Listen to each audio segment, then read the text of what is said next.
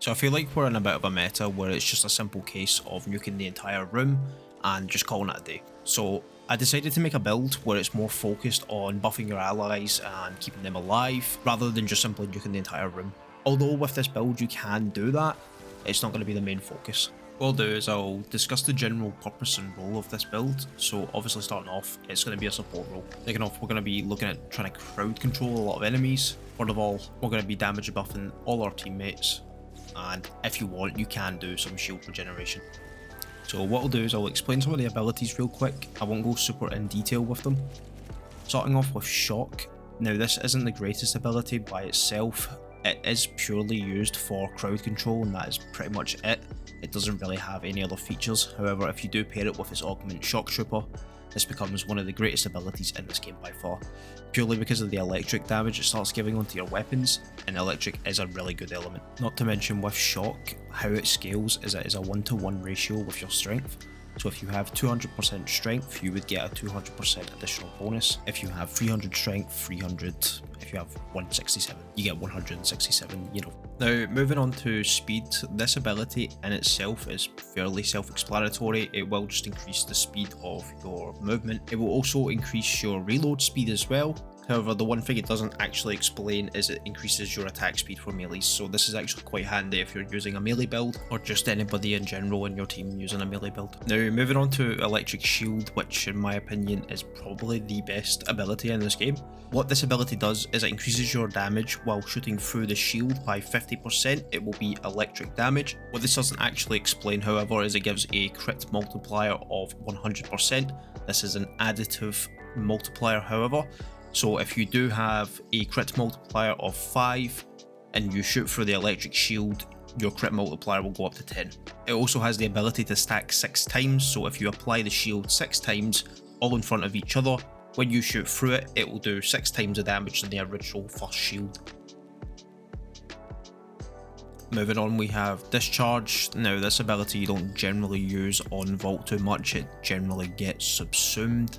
However, if you wish to use it, it does stun enemies, it does a little bit of damage.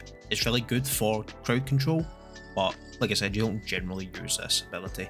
If you are going to use this ability, you're better off using its augment, just so that you can get the extra shield from the damage. Now, let's move on to the actual build itself, so that we can explain as to what we'll be using for this build.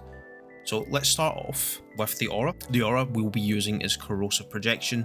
However, if you wish, you can use Dreamer's Bond. I personally like to use Corrosive Projection though, because I think the 18% armor is just all round better. Secondly, we'll go to the augments. Now the augments we're going to be using are Shocking Speed and Shock Trooper.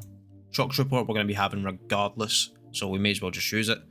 Shocking Speed may be a bit of a shock for some people. However, Shocking Speed creates a little ring that goes around your character.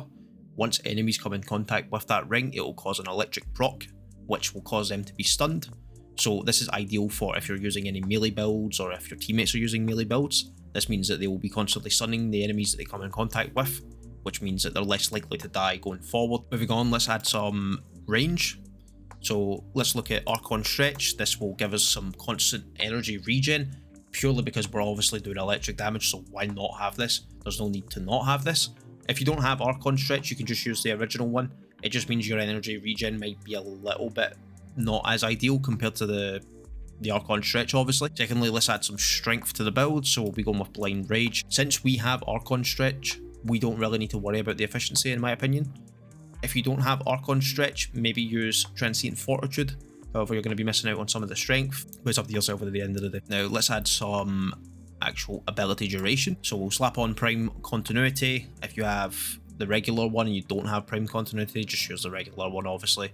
This will bring our shock up to a duration of 62 seconds for Shock Trooper, and speed will go up to 18 seconds. Now, let's add some survivability onto the build. So we're going to be adding Adaption onto the build, and we are going to be adding onto the build Rolling Guard. This will obviously allow us to survive any damage actually we're taking. Not to mention if there is any toxin procs that actually happen to us, we will be able to take this off. Lastly, I like to go with Precision Intensify. However, both Precision Intensify and Rolling Guard is going to be purely dependent on what you subsume onto Vault, because there is so many things that just work with them. However, for the build I use both of these. Now, lastly for the Exilus, this is fully up to yourself. Rush is quite fun to use. I personally use Cunning Drift just for the extra range, which is quite solid. Now, if you're interested in Archon slots, I would recommend Molt Augmented and Molt Efficiency. So moving on to the subsumes, the main one you're going to be looking at using is Roar. Roar is just going to give us an absolute load of damage, just purely because of the actual ability itself. It's crazy how much damage this thing gives, especially once you start pairing it with Shock Trooper and everything else. So this will be the main subsume you want to use. This is why we use Precision Intensify and Rolling Guard, obviously. Secondly, if you don't want to use Raw, or you don't have the ability to use Raw for any reason, you can use Pillage. Pillage is, in my opinion, it's second best compared to Raw. However, if you're going to use Pillage, I would recommend taking off Rolling Guard and replacing it with Natural Talent. This way you can cast Pillage a lot faster, and Rolling Guard in general it's not going to become as useful just purely because Pillage already removes status effects, so there's not really much reason to use it. Right, so moving on to the companion, there is going to be a main focus on kind of like your Kubros and Kavats, so any kind of companion that has legs, pretty much, not Def Cube, basically.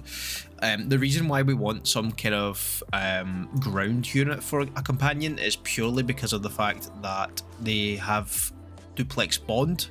Now obviously you can use this with any companion that you want, however duplex bond companions, they will move around, which actually benefits from shocking speed. So shocking speed with companions is you can actually activate shocking speed for your companion. They will get the little ring around it. However, what I feel like a lot of people don't actually know is if you use shocking speed with the duplex bond companions, they also get it. So they just start running around like crazy, and they're just sitting continuously shocking things and just constantly stunning enemies. So this is kind of why we want some kind of ground unit that just moves around. It doesn't need to be the Panzer. It can be literally anything. It could just be a regular Kavat. It just needs to be moving around, basically. So that was basically the build for the most part. Obviously, allow yourself to kind of mix and match a few things. Don't obviously just follow the full thing. If you want to follow the full thing, go ahead. But, you know, experiment a little bit. See what else works. Let me know if there is anything else that is better than this. But, yeah, that's basically it. I'll leave some gameplay just so you can actually have a look at the build itself, just so you can obviously, you know, observe, I suppose. But yeah, thank you for your time.